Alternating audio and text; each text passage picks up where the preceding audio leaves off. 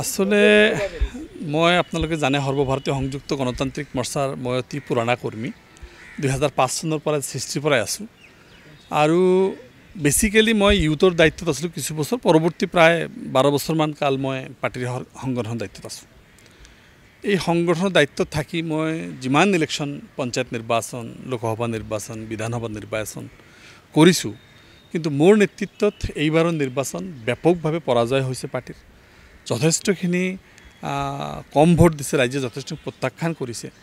সেইকাৰণে মই দলৰ পদবীৰ পৰা মোৰ সাধাৰণ সম্পাদক সংগঠন আৰু মুখ্য প্ৰবক্তাৰ দুটা পদৰ পৰা মই পদত্যাগ কৰিছোঁ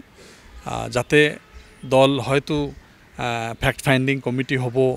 তাৰ পিছত এটো এনালাইসিস হ'ব মই থাকিলে হয়তো বহুতেই এটো মানে এটা বেলেগভাৱে ল'ব পাৰে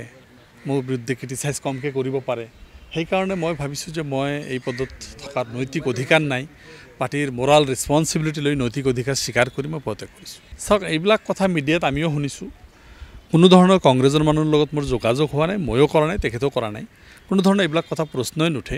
এইবিলাক কিছুমান মানুহৰ মনে হোজা কিছু কাহিনী মিডিয়াত আমি দেখা পাইছোঁ কিন্তু হেতু আমি ষ্ট্ৰংলি কন্ডেম কৰিছোঁ যে এনেকুৱা কোনো কথা নহয় আজিও আপোনালোকৰ সন্মুখত কৰিছোঁ মই সৰ্বভাৰতীয় সংযুক্ত গণতান্ত্ৰিক মৰ্চাত আছোঁ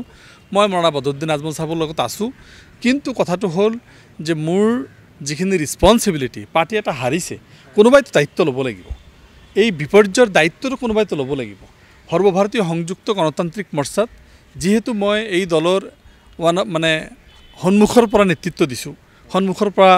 ফাইট কৰিছোঁ মোৰ বোধ হৈছে যে যিখিনি মই দায়িত্ব লৈছিলোঁ যিখিনি মই ফাইট দিছিলোঁ মই ব্যৰ্থ হৈছোঁ মোৰ ব্যৰ্থতা স্বীকাৰ কৰি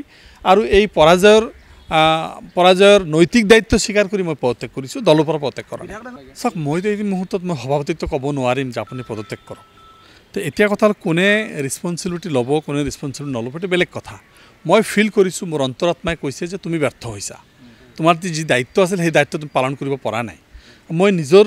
নিজৰ বস্তুটো মই এটা ইন্ট্ৰস্পেকশন কৰি আত্মদৰ্শন কৰি মই চিন্তা কৰিছোঁ মোৰ এই মুহূৰ্তত পদত্যাগ কৰা উচিত মোৰ এই পদত থকাৰ অধিকাৰ এতিয়া নাই তাৰ কাৰণে পদত্যাগ কৰিছোঁ এইবিলাক কথা কোনে কাক কেনেকৈ কৈছে এইবিলাক কথা আমি নাজানো এনেকুৱা অভিযোগ মোৰ তাত আহাও নাই পাৰ্টিৰ প্ৰেচিডেণ্টেও কোৱা নাই বেলেগ পাৰ্টিৰ মাজত আলোচনাও হৈছিল নে নাজানো মোৰ সন্মুখত কোনো কৰা নাই আৰু আমি সেইকাৰণে আজি বেয়া লাগিছে যে ইমান বছৰ মই দলত থাকিলোঁ দলত একদম ফ্ৰণ্টৰ পৰা নেতৃত্ব দিলোঁ আজি মই ব্যৰ্থ হৈছোঁ আৰু এই ব্যৰ্থতা স্বীকাৰ কৰিব লাগিব আৰু এই ব্যৰ্থতা স্বীকাৰ নকৰিলে এটা একঘেমি হ'ব মই পদটোক খামুচ মাৰি ধৰি থকা হ'ব নো ডাউট মই এইটো মানে 5 তাৰিখ ৰাতি মানে 6 তাৰিখ ৰাতিপুৱাই মই এইটো ৰিজাইন দিছোঁ জাষ্ট মানে 4 তাৰিখ ৰিজাল্ট হৈছে 5 তাৰিখ মই সমষ্টিৰ পৰা ইয়াত আহিছোঁ আহি সেইদিনাখন ৰাতি মই ৰিজাইন দিছোঁ এইটো তাৰ আগতে মোৰ কাৰো লগত আলোচনা হোৱা কিবা কাৰণ দৰ্শাই এইটো কথা নহয় এইটো কেনেবাকৈ লিক হৈছে 4-5 দিন পিছত আজি লিক হৈছে এইটো মই প্ৰেচিডেণ্টক দিছিলোঁ পাৰ্টি অফিচত জমা দিছিলোঁ বাৰু আমাৰ পাৰ্টিৰ 1-2জনক আমি দিছিলোঁ যে মই ৰিজাইন দিলোঁ আপোনালোকে বেয়া নাপাব আৰু মই পাৰ্টিত আছোঁ দলত আছোঁ দলৰ হৈ কাম কৰিম দলকো শক্তিশালী কৰিব লাগিব ৰাইজৰ মাজত যাব লাগিব আমাৰ ভুলবিলাক বিশ্লেষণ কৰিব লাগিব এই ভুলৰ পৰা আকৌ শুধৰণি কৰিব লাগিব চাওক মূল কথাটো হৈছে মই এতিয়া দায়িত্ব নৈতিক দায়িত্ব স্বীকাৰ যোৱাবাৰ ৰাহুল গান্ধী ডাঙৰীয়া যেতিয়া ফেল কৰিছিলে ৰাহুল গান্ধী ডাঙৰীয়াও আমি দেখিছিলোঁ যে ৰিজাইন কৰিছিলে তাত it does not means Rahul Gandhi ডাঙৰীয়াই কংগ্ৰেছ এৰি গুচি গৈছে এইবাৰ ফাৰ্ণাণ্ডেজ মহাৰাষ্ট্ৰ তেখেতেও ৰিজাইন কৰিছে দলৰ দায়িত্বত থাকি ইট ডাজ নট মিন যে ফাৰ্ণাণ্ডেজে বিজেপি এৰি গুচি গৈছে তো এই কথাবিলাক যেতিয়া দায়িত্বত থকা যায় আৰু দায়িত্ববোধ থকা মানুহবিলাকে ৰিজাইন কৰা উচিত বুলি মই অনুভৱ কৰোঁ মৌলানা বদৰুদ্দিন আজমল সাহেবৰ মই একান্ত ক্লোজ মানুহ আপোনালোকে চবে জানে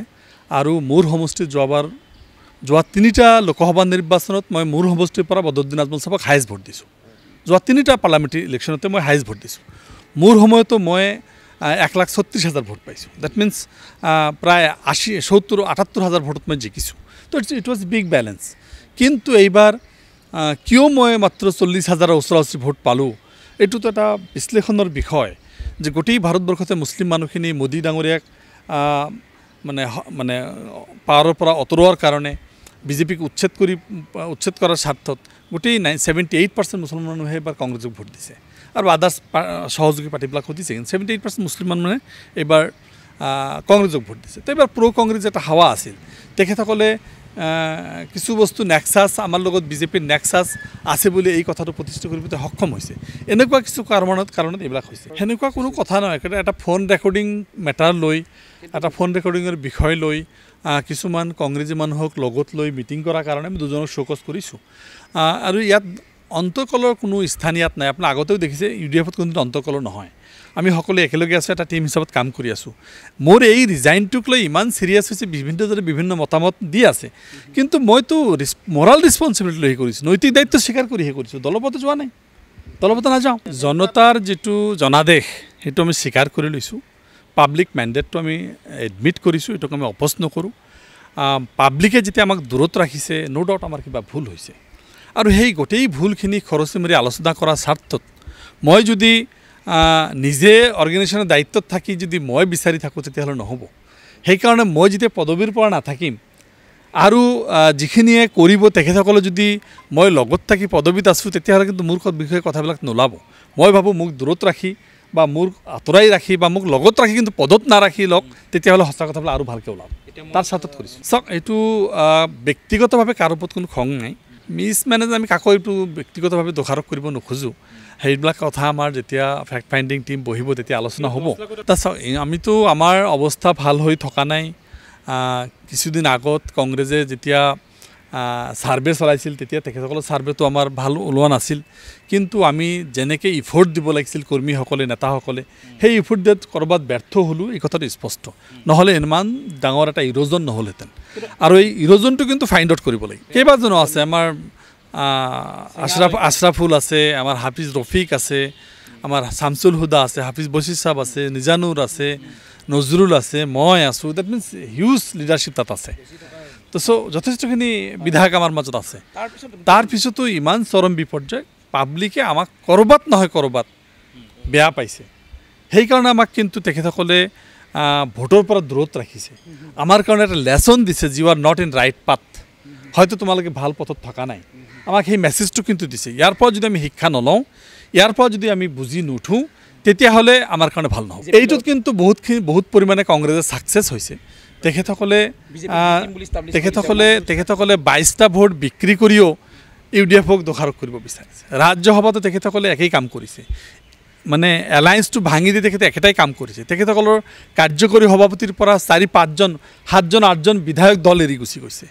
বিভিন্ন AICC APCC মানুহবিলাক দল এৰি গৈছে প্ৰাক্তন বিধায়ক প্ৰাক্তন সাংসদ ৰাজ্যসভা লোকসভা সব গুচি গৈছে তাৰ পিছতো